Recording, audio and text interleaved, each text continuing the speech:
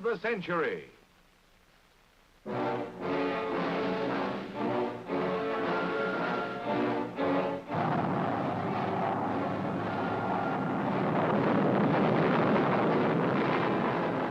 August 1945, the atom bomb obliterated Japan's centuries-old dream of militarism and destroyed her will to wage war. Out of the Holocaust, a new democracy was about to be forged as Japanese representatives surrendered to Supreme Allied Commander General Douglas MacArthur, the man who led the forces which were to remold the wreckage of tyranny into a thriving republic. Guided by American occupation agencies, the Japanese, in May 1947, adopted a new constitution. As Japan cleared away war's rubble, so she discarded her old totalitarianism for representative government.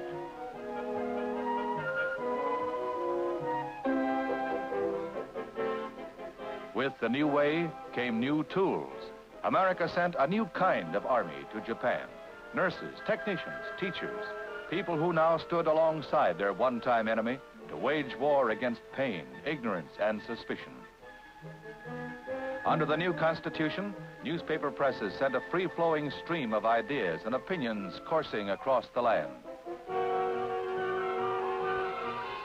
Education, lifted from the rut of Japan's ancient cult traditions, was now guided by American teachers who stressed the worth of the individual over the rigid cult.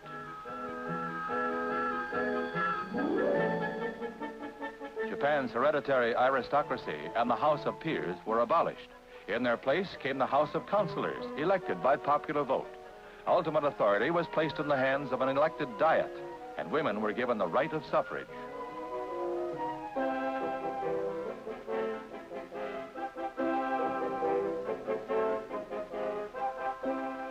The office of emperor was maintained, but its aura of divinity was stripped away.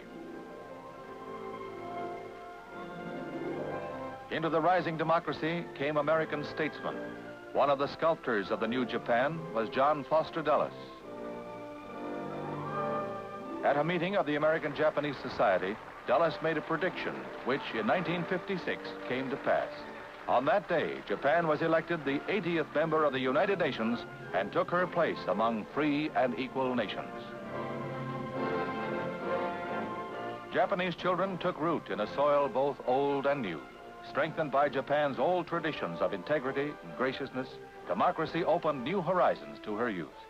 To these precious citizens of tomorrow has come the legacy of democracy. Japan's rise among the family of free men stands proudly among the milestones of the century.